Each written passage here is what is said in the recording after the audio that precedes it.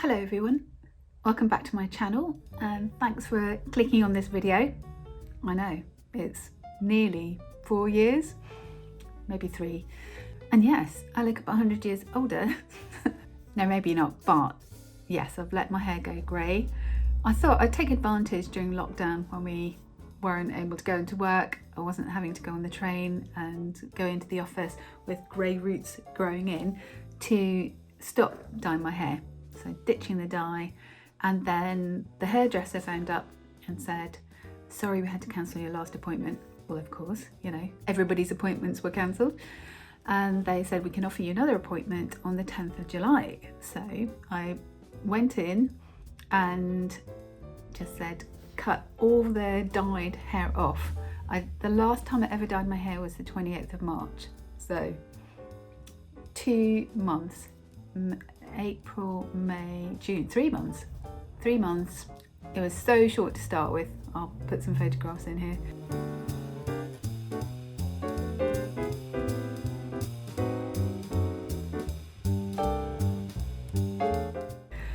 Because I thought she would just cut all the, well, I thought she would shape it and then cut the dyed hair off, but she didn't. She cut all the dyed hair off and then shaped it. So this is now the 10th of September and July, August, 2 months. This is 2 months growth. But yeah, I quite like it. It is quite a lot darker at the back still, so yeah, it's quite fun. I don't know what it is that's made me want to start vlogging again. Obviously I've got more time because I'm not having to spend so much time travelling to work. And I don't know why I haven't felt like vlogging before now, and I suddenly do now. Maybe it's because I'm just really missing the connection with people, and I did actually feel quite embarrassed about vlogging when I first started work. I thought, you know, what if people watch my videos? But now I feel like I never see people at work, so I don't mind if people from work watch my videos. Hi everyone, if you're from work. This is quite a good way of catching up. We don't tend to use the video when we're on our Skype calls because it does something to the VPN. It's just like too much bandwidth. So yeah, we talk to people a lot, but not really seeing anyone. So yeah, just felt like connecting with all my viewers again. I looked back on some vlogs from the last time I was vlogging quite a lot, which was at the end of 2016. So my goodness, yes, it is 4 years then, isn't it? And I started my new job in spring of 2017. And like the rest of the world, we've been working from home since March. I've got absolutely tons to catch you up with. If you watched the last couple of Fry Diary vlogs that I did, you'll see that I was in the middle of renovating a flat in London that we own, and that all got finished off by the middle of 2017, and it took me a while to be brave enough to put it on Airbnb, but from 2018 it's been on Airbnb and had a good couple of years earnings from that, and then of course couldn't Airbnb it anymore. The house in Guildford has had tenants for the last 4 years.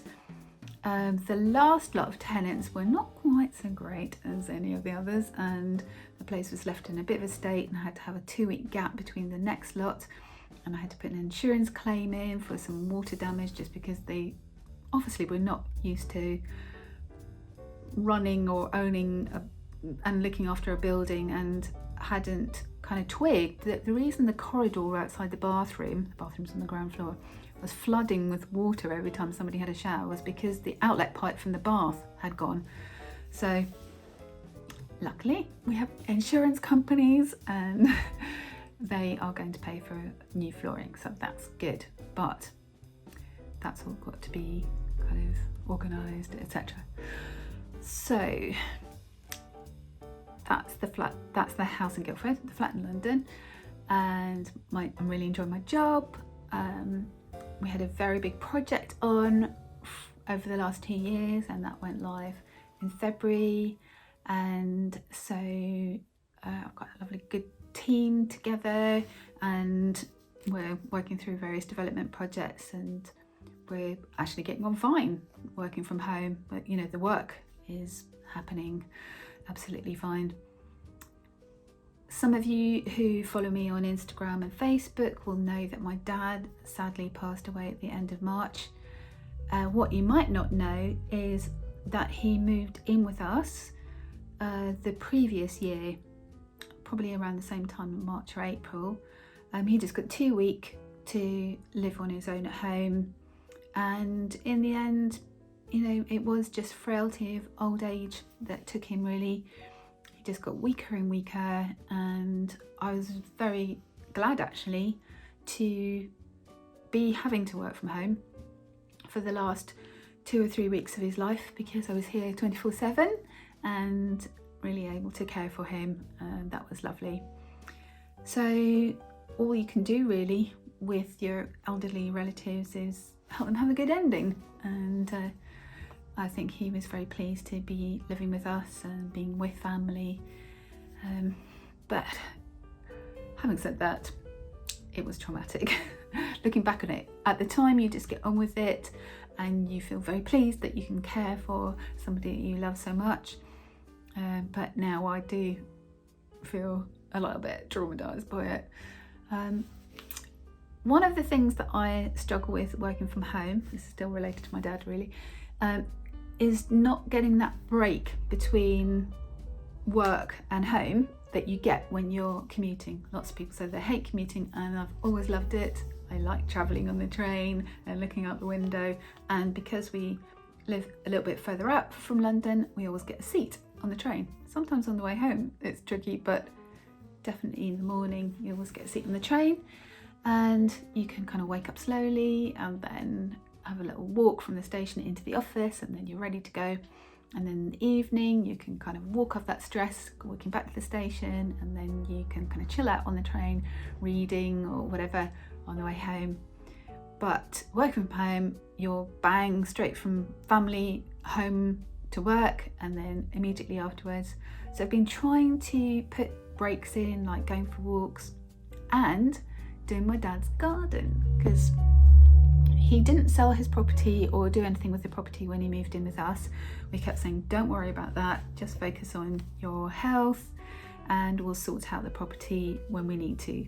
We were thinking maybe we're going to need to rent it out to pay for care or sell it to pay for care, but he passed away with actually only having like 2 months of carers coming in, so that didn't really cost very much. And now we are filling in all the probate forms, that's taking ages, and we need to sell the property at some point. So I thought, well, I'll keep on top of the garden, and I absolutely love doing gardening. It's just been so lovely. The weather has been so amazing. So when I finish work, I quite often pop over to my dad's place, mow the lawn, pull up some brambles. I'm not doing anything really fancy with the garden, and the really good thing about it is it's just for me. I'm obviously, you know, trying to keep on top of it so it's not some kind of wilderness when we do come to sell it, but nobody is inspecting my work or criticizing it or suggesting I do anything. I'm just doing it just for my own entertainment and fun, and that's been really good for my mental health. So speaking of mental health, I'm sure we're all in the same boat, and it's been a little bit of a struggle in this quite stressful time, and this time of kind of being trapped in your home, etc. And I've been all right up till now. There's been a lot on, I've had a lot to sort out, work's been very busy, but suddenly something got to me the other day. I don't quite know what. Maybe it was just an accumulation of everything, and maybe that's why I wanted to start vlogging again, because I did quite a few vlogs before I finished vlogging, you know, when I started my new job, and mentioned mental health then. So I was kind of rewatching those and thinking, yeah, my mental health's been great, because I've always been better when I've been going to work and getting out. So that's got something to do with it, being stuck at home. I think I just find getting out and doing some kind of journey, like a train journey or driving somewhere, like a reset. Although sometimes I do find doing a lot of driving is quite a drain, and I feel quite drained afterwards. But something exciting I've got to tell you is I have a new car. I have a bright orange Mini. At work we get a Christmas bonus at Christmas, and when I got my Christmas bonus this year, I thought I want to buy a car for me. At the moment, or up until I bought this car, I was using the Micra. So we have a Volvo and a Micra, and for some reason a friend of ours was getting rid of this Micra. They weren't able to drive anymore. They're an older person and their eyesight was going, and they had to relinquish their license. And I think Ben felt it would be nice to help them out by buying their car. So for some reason he put it in his name. He didn't really think about it, just signed the form and sent it off. So both cars were in his name, and I didn't really feel free to go, right, well, I'm selling that and buying this, because it was in his name. But just before we went on a holiday, so we managed to get away to France before it all kind of locked down, and it was like, hey, you got to isolate for 14 days after you get back. We managed to get back within that time frame, and we couldn't drive to the south of France in a Micra, and the Volvo had broken down. So Ben wanted to buy another car. He had a particular car in mind, but every time he looked at a model, something was happening with it, and somebody else sold it, or he found out that it had been damaged before or something like that. So I said, well, look, I've seen quite a few of these orange Minis that I want to get, and there's one near Oxford, so let's go and have a look at it. And we went there and test drove it, and we bought it.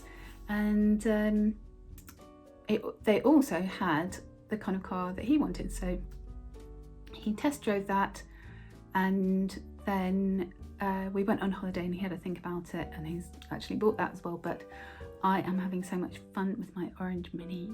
It just brings me joy every time I see it or get in it, so that's really lovely. One of the other things I've been doing since lockdown is baking sourdough bread. Like everybody else. It started before Christmas, because for some reason in our team the guys were all into baking sourdough, and at the beginning of our team meetings on a Monday they would talk about their sourdough for ages, and I just thought, well, I'm gonna have to join in then and make some sourdough, and that's been really fun. It's been really creative. I've got quite into doing scoring, and it reminds me of when I used to do a lot of pottery, except that instead of like having to wait and fire it in a kiln and then having all these teapots and things you don't know what to do with, you can eat it. So it's fun, an artistic, creative outlet, and quite yummy as well.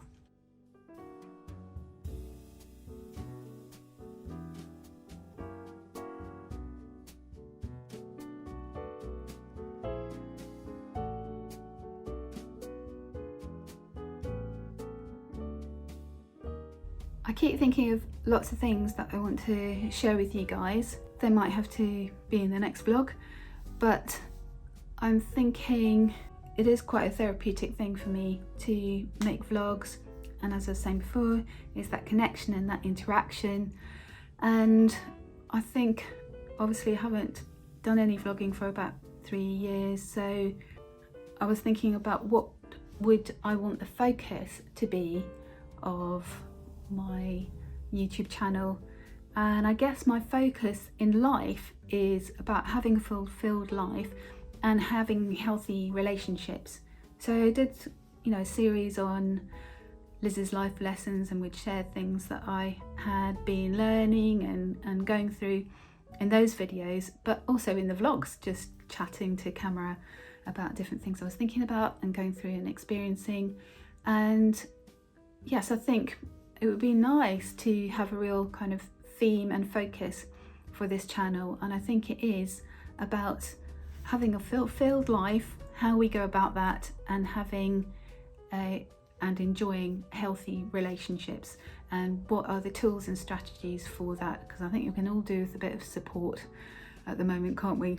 And online is where we can connect with one another during this time. And in the last week I have struggled with my mental health, and I haven't for ages, and so I had to really think about what are the strategies that I have in place, or can, you know, remember to put in place in order to look after my mental health. And maybe I'll make a little series on that, or, you know, one video on that. And I was watching one of my vlogs where I said to you guys, what are your strategies for looking after your mental health? And I think the one I would want to start with, and you can tell me whether you did this or not, is journaling. And every morning I write in my journal. I get up before everybody else so I can have a bit of time to myself, and I start with writing down all the things that are bothering me as I wake up. And just that process of doing that is almost like a meditation, because once you kind of observe it, then you can rationalize things a lot more, and you can think, yeah, that's just a negative thought that popped in my head. I don't have to do anything about that. I can just let it pass. I quite often imagine that I'm sitting on a riverbank, and the things that are going through my mind are things that are floating down the river, and that I can just watch them go by, and I don't have to do anything about them. And I can think, oh, that's interesting that that thought has gone through my head, or whatever. And then I try to think about things that I want, and things that I think are important maybe to do that day, or things I want to kind of focus on, and I write those down. And because I've got a faith, I do tend to kind of put things down as if they're kind of prayers. And then I think, what is the kind of feedback that I'm getting? When I talk to my coach, I'll talk about all sorts of things, and we'll talk about different strategies. And then to finish off the session, Sheila will say, so what new insights do you have from today's session? So I was thinking, yeah, that's what it is. I think about having written down the things that are bothering me, having written down my kind of prayer points, what are the insights that I have? And, you know, you can quite often think, yeah, actually I'm a lot more on top of things than I thought I was, or something like that, and that can just really strengthen you. And then of course focusing on things that bring you joy as well, like my orange mini and my lovely sourdough, just little things that bring you joy. They just kind of strengthen you as well. And then when I actually kind of start my day, whether it's work or personal stuff, I'll write a do-it list, and I have a do-it list on a spreadsheet, so I'll kind of go through things and think, well, what are the most important things to do today, and also put like a time scale of how long those things are going to take, and then prioritize things. And I kind of think, even if I don't get all that list done, if I can do the most important thing towards whatever the goal is, that's going to be good. And in chatting to my coach the other day, so she's a coach rather than a therapist, so I did sort of talk to her saying, look, you know, if you feel this is more on the mental health side of things and I should re-engage with a therapist, let me know. But once we talked about the strategies, it was fine. And in the coaching side of things, it is much more looking forward rather than kind of analysing why you feel certain ways. Just like, what are the strategies for, you know, having a fulfilled life and healthy relationships. And in talking to her, you know, realised, and she said to me as well, you have an incredible amount of stressful things going on. And even in the last 2 years at work, the project that I was working on was very high pressure. And she said, you know, that's like 2 years of high pressure. You probably haven't recovered from that. You probably haven't fully recovered from your dad passing away. That's the door. So I'll talk to you later.